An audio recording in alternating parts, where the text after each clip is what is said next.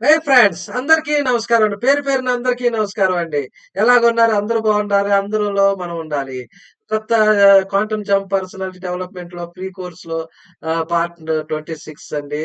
చాలా చాలా తెలుసుకోండి. చాలా చాలా సింపుల్‌గా ఉంటాయండి టెక్నిక్స్. ఇక చిన్న స్టోరీతో నేను మొదలెడతానండి. చిన్న స్టోరీతో అలాగే చిన్న సాంగ్‌తో కూడా మొదలెడదాం.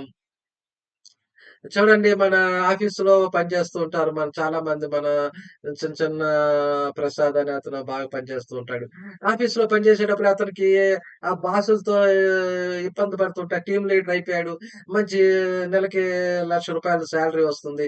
దానికి తగ్గట్లు అతనికి జాబ్ ప్రమోషన్ తీసుకోవాలని అతనికి కావాల్సిన టెన్షన్ కూడా ఉంటది. ఇంటిలో భార్య బిడ్డలతో ఆహ్, జ టైము గడపడం ఉండదు. టైం ఉండదు. ఇతరులతో బాసులతో ఎలాగుండాలి? ఆళ్ళతో కూడా ఒప్పించాలి. ఆళ్ళని కన్విన్సింగ్ చేయాలి. మార్కెటింగ్‌తో బిజినెస్ చేయాలి. సాఫ్ట్‌వేర్ డెవలప్‌మెంట్ చేయాలి. ప్రెజెంటేషన్ ఇవ్వాలి. వాళ్ళు ఎలాగ ఇస్తుంటుంటే వాళ్ళతో మీరు ఇతరులతో సమర్థవంతంగా వ్యవహరించడం అలవాటు చేసుకోవాలి. ఆ బాస్‌తో ఎలాగుండాలి? కొలీగ్స్‌తో ఉండాలి. ఎలాగుండాలి? ఆళ్ళతో మనం నొప్పించక ఉండేవాడే అందరిలో ఘనుడు సుమతి అని మన చాలా చాలా తెలుగు సామెతలున్నాయి. అందరితో అణిగిమణిగి ఉండేవాళ్ళు గొప్పవాళ్ళంటారు. అంటే కొన్ని సందర్భాలు అది మంచిగా ఉంటాయి.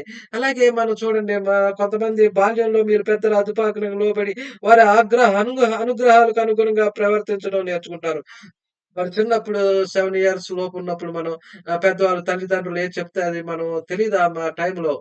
సబ్‌కాన్షియస్ మైండ్‌లో ఉంటాం మనం.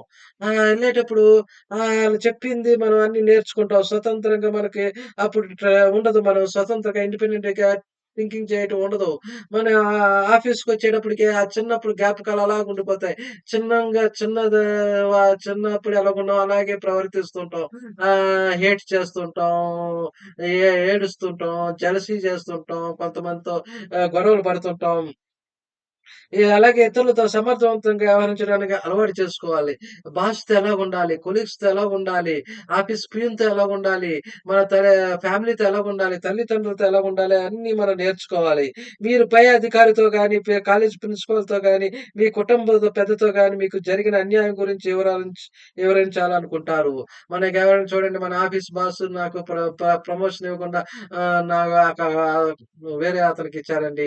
నేనెంతో కష్టపడి పని చేస్తున్నాను. డే అండ్ మార్నింగ్ నేను 12 అవర్స్ పని చేస్తున్నా. అతనికి 12 అవర్స్ చేస్తున్నా. 14 అవర్స్ పని చేస్తున్నా. వేరే అతనికి ఎందుకిచ్చారు అని అడిగే ధైర్యం ఉండాలి మీలో.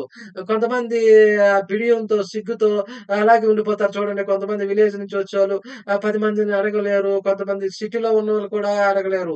అలా చిన్నప్పుడు జ్ఞాపకాలు, ముద్రలు అలాగుండిపోతాయి. అలాగుండిపోయి ఆ మనిషి అలాగే అతను సెల్ఫ్ రెస్పెక్ట్ ఉండదు. చాలా డిప్రెషన్‌లో ఉండిపోతాడు. ఎదుటి వారితో సమర్థవంతంగా వ్యవహరించడానికే మున్ముందుగా మీ పట్ల మీరు సదభిప్రాయం ఏర్పరచుకోవాలి. మీ మీద మీకు ఒక మంచి అభిప్రాయం ఉండాలి.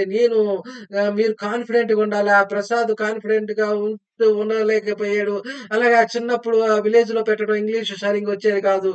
10 మందితో కమ్యూనికేషన్ సరిగ్గా లేదు. అలాగుండేటి అతను అలాగే తెలివి తక్కువారని అలాగే ఇతరులు నీకేం బుర్ర లేదని అదే అలాగుండిపోయాడు. నాకు బుర్ర లేదు. నేను తెలివి తక్కువని అలాగుండిపోయాడతను.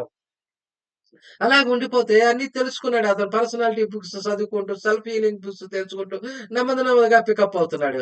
అలాగే అతను ఇయన్నీ తెలుసుకుంటున్నాడు. మీరు కోరినట్లే మీరు ప్రవర్తించగలరు. ఒక బుక్ చదివి చాలా బుక్స్ వచ్చాయి. పర్సనాలిటీ డెవలప్‌మెంట్ బుక్స్ చదువుకుంటూ అతను ముందుకి పైకెళ్తున్నాడు. మీరు కోరినట్లే మీరు ప్రవర్తించగలరు. మీకు ఇప్పుడు కాలేజీలో ఉన్నప్పుడు అలాగే ఆఫీస్‌లో పనిచేస్తున్నప్పుడు ఆహ్, టీమ్ లీడర్‌కి, బాస్‌కి చెప్పొచ్చు. మీరు తీవ్రమైన ఆగ్రహానికి లోనవుతుంటారని ఊరికనే తల్లడిల్లి పోతుంటారని మదన పడిపోతూ ప్రతి విషయానికి ఆందోళనకు, వ్యధకు లోనవుతారని మీ గురించి మీరు అనుకోవద్దు. ఎప్పుడు నాకు షార్ట్ టెంపరే నేను అందరితో గొడవ పెట్టుకుంటున్నానే అని అనుకోవద్దు. అలాగే నేను ప్రశాంతంగా, తాపీగా కూడా ఉండగలను. నేను ప్రశాంతంగా, హ్యాపీగా ఉంటానని కూడా మీరు డిసైడ్ జేసుకోవచ్చు. అలా నిర్ణయించుకోగలిగినప్పుడు మీరు ప్రశాంతంగా ఉండగలరు. అలాగే మీరు సిగ్గుపడతారని, కమ్యూనికేషన్ లేదని మీరు ఎలాగా అనుకుంటారో అలాగే ఉండిపోతారు. అలాగే నేను డబ్బు సంపాదించటం చాలా కష్టం నాకు. నేను నేను బాస్‌తో డీలింగ్స్ బాగలేదు. నేను అసమర్థుడినని అనుకుంటే మీరు ఆఫీస్‌లో కూడా అలాగే ఉండిపోతారు. మీరు 10 మందితో కలవలేరు. అన్నీ అతను నెమ్మదిగా అన్నీ తెలుసుకుంటూ అందరితో కలిసిమెలిసి ఇప్పుడు నెమ్మదిగా పికప్ అవుతున్నాడు ప్రసాద్ కూడా. అతను జీవితంలో ముందుకెళ్తున్నాడు. అలాగే మీపై ఇతరుల పెత్తనాన్ని ఆమోదించవద్దు. ఆ ప్రసాద్ అలాగే సిగ్గుపడిపోతూ నాకు ఇంగ్లీష్ రాదు, విలేజ్ నుంచి వచ్చాడు బ్యాక్‌గ్రౌండ్ నేను లేడీస్‌తో కమ్యూనికేషన్ సరిగ్గా లేకపోవటం. అలాగే కొంతమంది ఎప్పుడు ఈడు మెత్తగా ఉన్నాడురా, మెత్తగా ఉన్నోడిని నొక్కాలని మొత్తాలని అంటారు గదా! ఈడు మెత్తగా ఉన్నాడు, ఈడికేం తెలీదు అమాయకుడని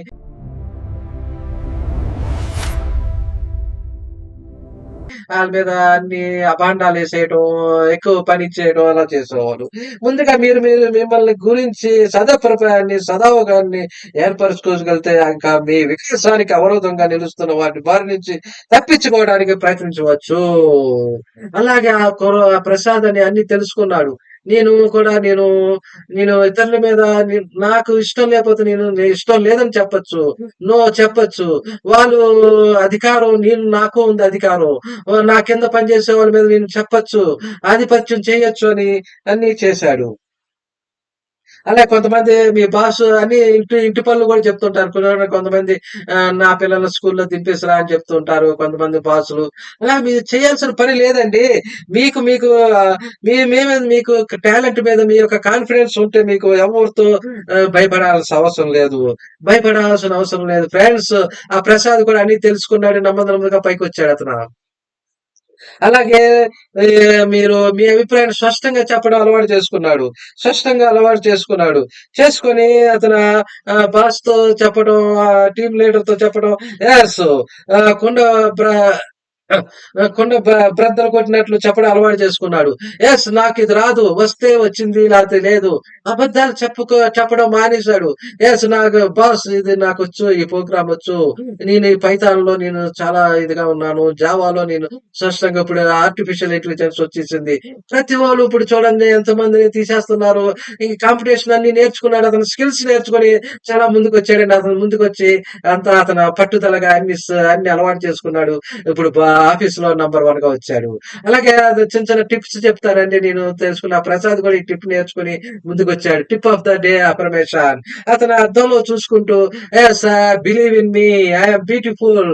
నేను సమర్థంగా పనిచేస్తున్నాను. నేను నేను నా మీద నాకు కాన్ఫిడెన్స్ ఉంది. నా మీద నాకు ఒక మంచి అభిప్రాయం ఉంది.